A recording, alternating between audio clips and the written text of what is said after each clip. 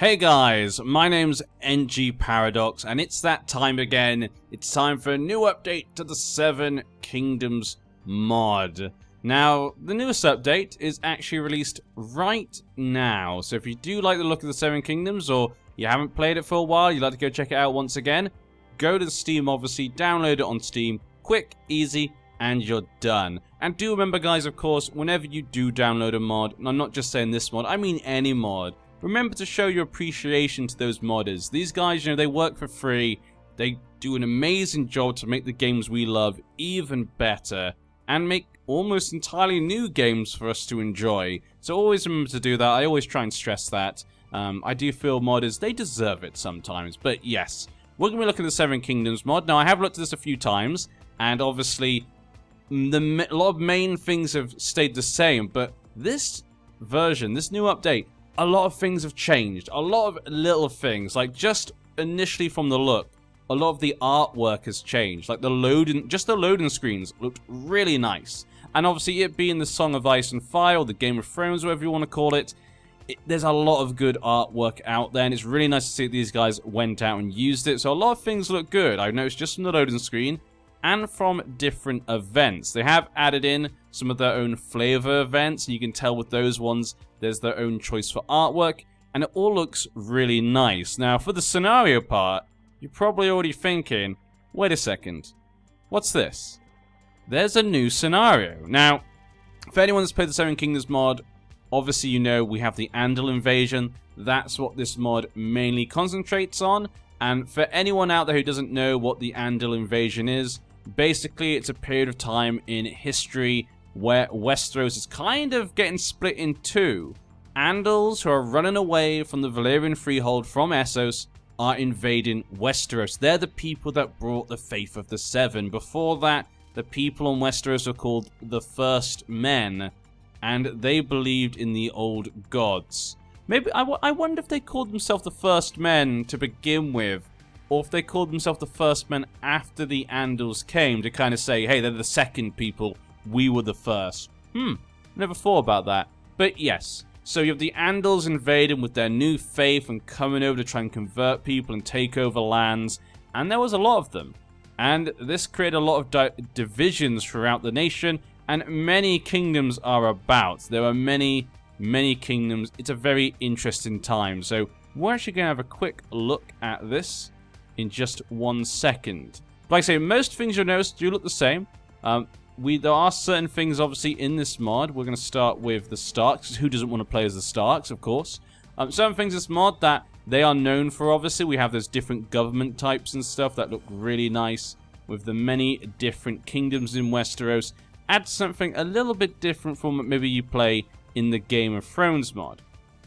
They don't start in the same time period where most of our favorite characters from the TV show or the books live. They haven't got a scenario for that. They have this one in the Age of Heroes. We'll look at the Age of Heroes in just a second, because the Age of Heroes is something quite different. And I'm going to be interested to see if they plan to do more with it, because it could be a difficult one. But let's go over what's new here. Now, like I said, there's a lot of new things. A lot of it is lots and lots of small things all added together to make it a more pleasant experience. I don't want this video to be too long for you guys, because I normally make these videos too long. So what I'm going to do is I'm going to go over the main things that I've noticed. So one in particular, obviously, is they've updated the user interface for the off-map Valyrian Freehold.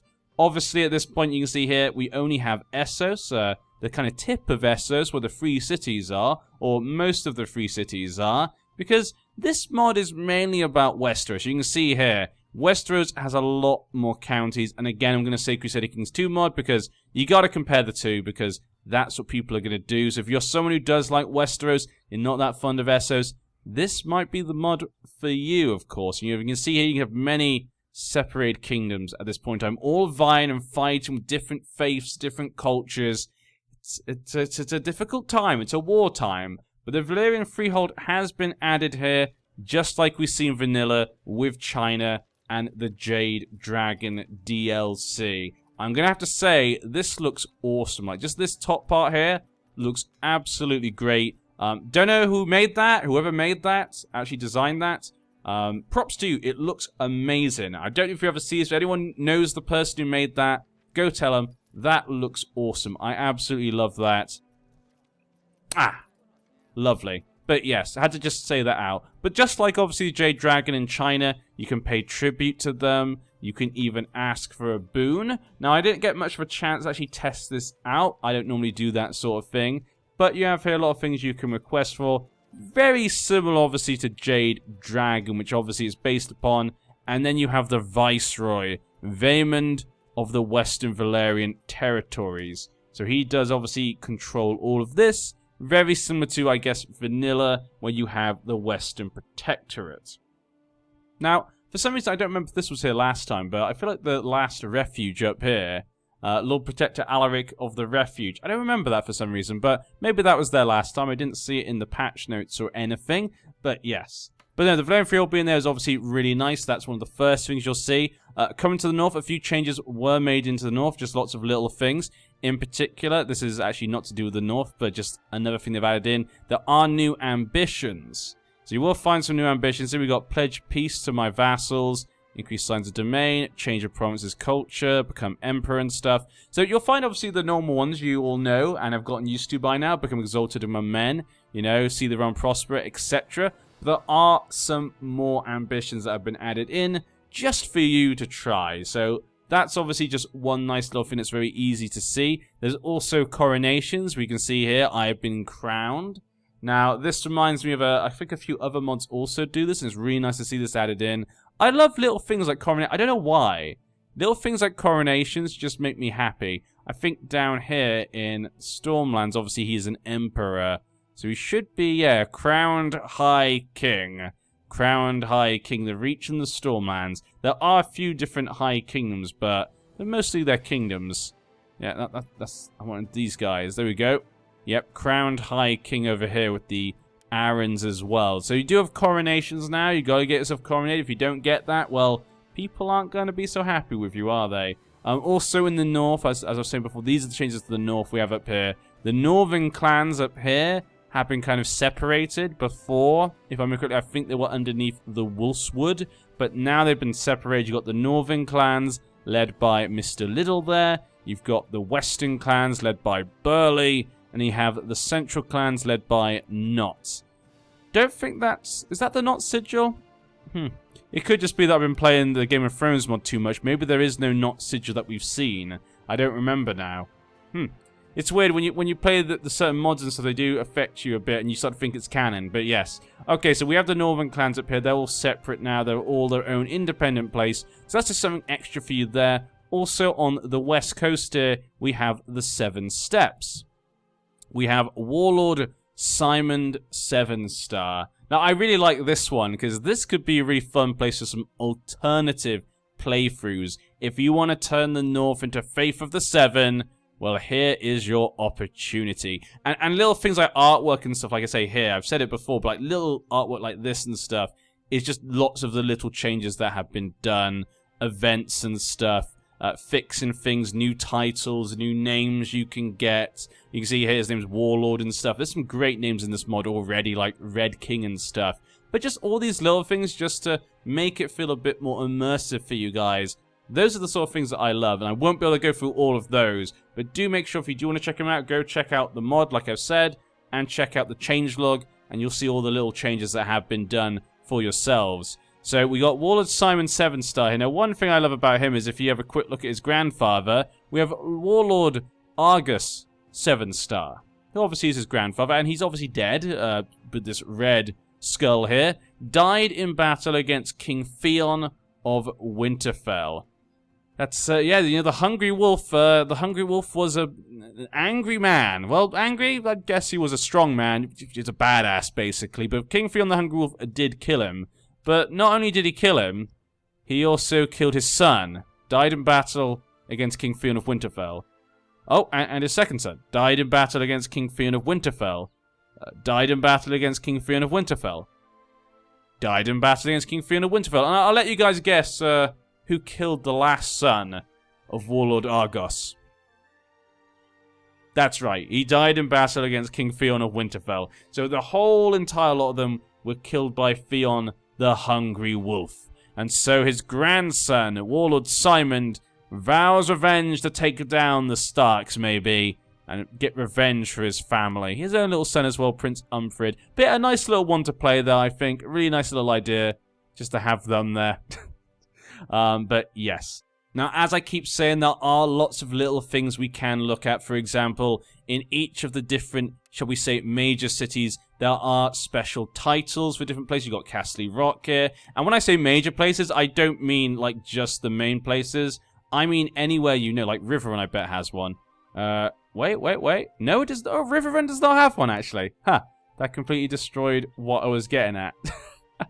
But I say if you go to the north, you're going to get, you know, the Dreadfort has the Dreadfort. The Umbers Last Hearth should have Last Hearth. Deepwood Motte has Deepwood Motte. If you go into Winterfell, actually, I think in my court, we do have a Mormont. So there we go. Mormont's here as well. So I say little things like that just really add to the game. But there's many places just with special titles. We should have one here in Moat Cailin. Moat Cailin. What about the White Knife? Yeah, White Harbor is there. Perfect. So yeah, you can see most of the places that are kind of an important place do seem to have their own special title. That one does not, sadly. Runestone, I bet, would have one. Younstone? Younstone? No, it's the wrong one. Runestone, that's what I wanted. Runestone does have a special title. I wonder, do you have one here for Wood Hollow? Nope, they don't have one. It's interesting to see which ones have one and which ones don't. But you will find many special titles surrounding the litter in the entire place, really. Obviously, the High Tower, Old Town Shipyard. There are special titles everywhere, just you can go. Horn Hill and stuff. I bet there's one here in Starfall. Of course there's one in Starfall. Why would they not give one to the Danes? But yeah. So you will probably find something everywhere. Ooh, the Boneway Keep. There you go. Perfect. Do love all those little things there. So there you go. That is main things we're going to look at here for this scenario. So there are many little things you can find out for yourself, but those are kind of the main things that I noticed. I wanted to kind of get you guys on eyes on for to make sure this video is not too long, of course. But now we're going to look at the Age of Heroes. And so here we are at the Age of Heroes. Now, this scenario is a little bit different to the other scenario. If we have a quick look at the realms, as you can see here, it looks a little bit empty. Now don't panic, don't panic. There is things you can do here. It's not just empty, no. What is going on here is this is the Age of Heroes. This is a time period in which we know hardly nothing about, basically.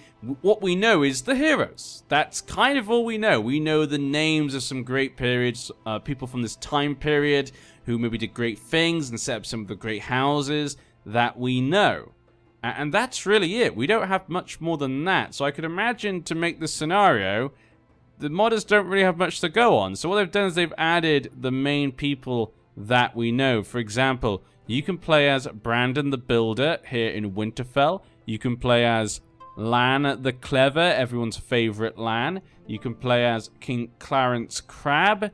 You can play as High King Garth of the First Men.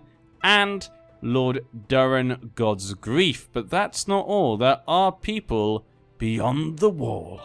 So you'll find up here there are a group of different wildlings here that you can play as well. So many different things. Over here in Essos, there isn't anyone for you to play as. Everywhere else has no character. So you might be wondering, well, what does this mean then? If I play as one of these, what happens? Well, we'll go play as the Starks once again, because it's the Starks. But yes, and let's see what it looks like. This will be kind of a different experience to the Andal invasion. So it's interesting they've gone for both of these scenarios, because they both give a different experience. If we go on Realms and pull out, basically what it does is it creates a Shattered Realm effect, where every single county is independent, apart from obviously one of the ones you start with. So one of the counties you can start with, they have all the lands that they have, but every single other place has been completely separated. So that means there's a lot of places to conquer and a lot of things to see and do. Now, this does mean you have a slight advantage if you do play as one of these characters. Now, what you could do, if you don't want to play as one of them, you feel maybe you have too much of an advantage, you want to play as someone small and rise up potentially and maybe go against these Age of Heroes, or people, these heroes from this age, you could actually just save the game now, go out the game, and then jump back in as one of the other families. Very easy to do. But what you will find is that these places are full of randomly generated characters, or at least I assume they're randomly generated. It does seem to be every single place is randomly generated, though it does give them the culture and the faith of the place. But the only thing I've noticed is that they've done it based upon, I guess, the Andal invasion, because this guy's faith of the Seven.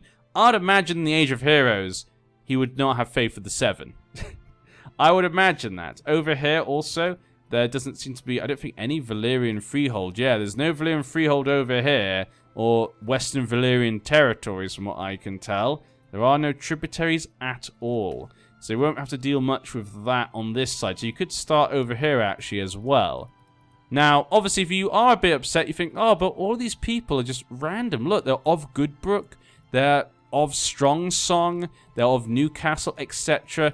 Where are the Boltons? Where are the Glovers? Where are the Tollets? You know, where are the Freys? Actually, I don't think the Freys are even in the Andal invasion, are they? Oh, maybe they are. I always forget. I can't remember if they were. They're a newer family, I know that. But yes, so a lot of families aren't here. Don't you worry. Don't you worry. I have played this a couple of times already, and what happens is that those families you know randomly start to appear in different counties. I'll give you an example. Both the times I started, I randomly went to the Night's Watch, and there was a Bolton. The same sigil, same name, looked perfect, was just a Bolton. I was like, what the? Where did this guy come from? And twice it happened. So first time it was Castle Black. Then I decided to jump out and reload to see if it happened again because I was very confused. It didn't happen. But then a Bolton appeared here in Greengard. So I was like, what? Did Boltons always appear on the Night's Watch? But from what I can tell, it seems to be that they just appear randomly. I assume it's based upon culture. So we're going to let the time go by a little bit. When I say a little bit, we're going to go extremely fast. And hopefully we can find some families we know and love that might appear.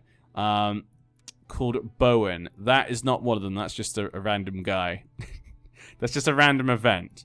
But yeah, and the Bolton does not always appear in the Night's Watch, so don't worry about that. They don't always appear there. I was really confused the first time I played, but you'll start to see some other families appear. There you go.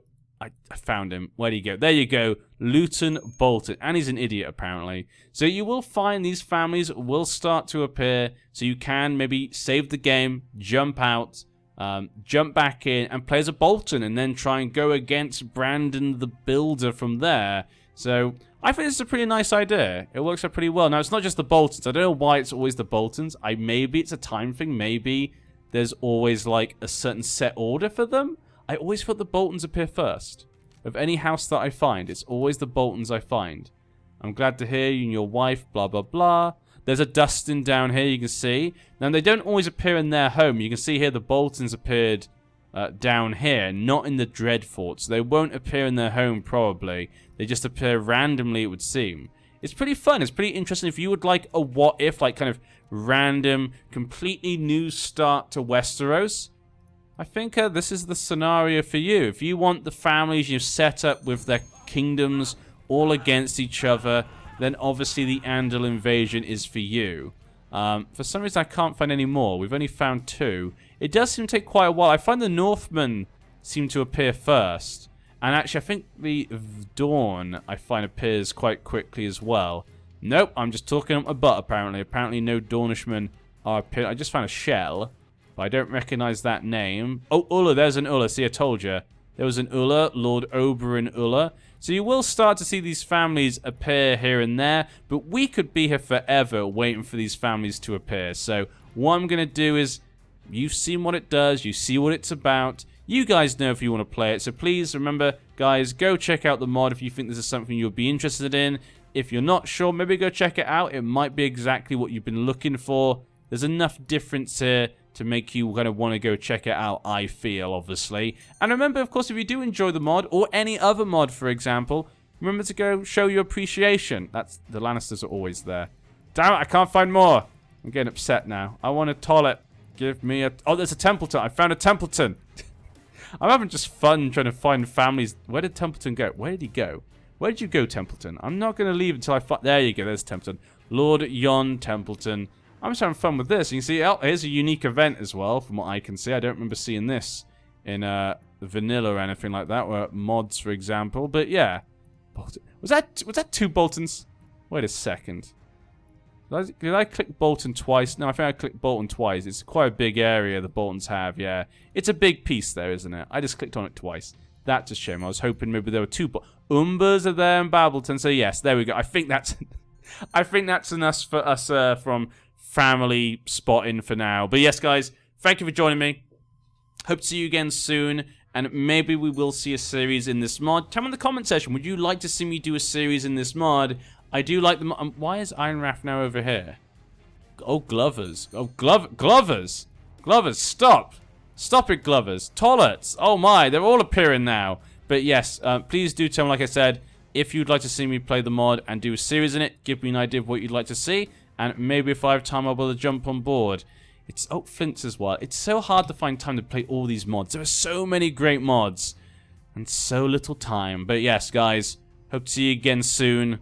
Bran the Lost... What the... Your name changed! How... You changed your name? This is unacceptable. But yes, see you guys. Have a good day. Have a good night. Have a good morning. And of course, have a good tomorrow. See you around.